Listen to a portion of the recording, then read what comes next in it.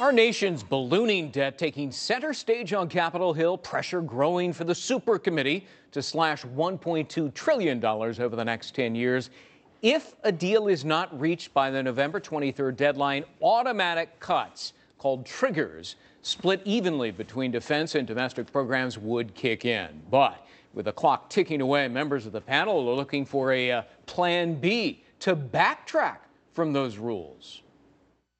I'm not giving up on getting something done. I really think we still can, and I'm going to do everything I can to achieve that. But in the very, very unfortunate event that we don't, I think it's very likely that Congress would reconsider the configuration of that sequestration and consider, is this really the best way to do it?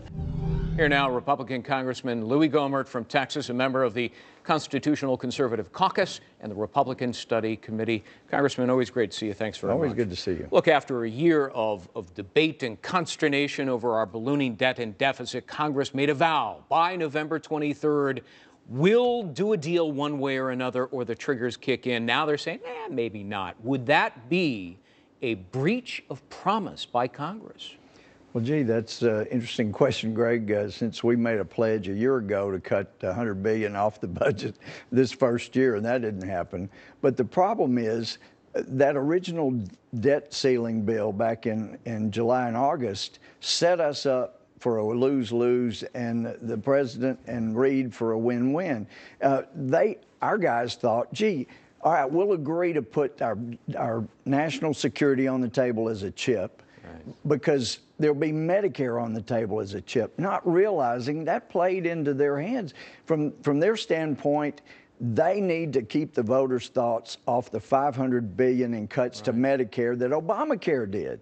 And the only way they can do that is to have a breakdown of the super committee and a failure to reach an agreement. Then you get these massive cuts. Then they blame the Republicans, because Pat knew exactly. He and we got some great people on that super committee, and Pat set up a framework that he thought they had to deal with at least 3 Democrats, and then after the Democrats went back to their leadership, they came back and said, we can't reach a deal. Here's what we're saying. After saying, look, we're not going to agree to revenue increases, Republicans said, you know what, we will agree to about $300 billion in revenue increases through closing tax breaks and loopholes, changing the tax rate structure and so forth, which Dick Durbin, the number 2 Senate Democrat, said was a huge breakthrough. It was. But now it looks like Democrats don't like this. What do you think of that proposal? I think they went back to their leadership. It's very obvious for the gamesmanship they're playing. They go back to their leadership, and their leadership said, no, we don't want an agreement. We want the cuts to Medicare so we can blame the Republicans. Otherwise,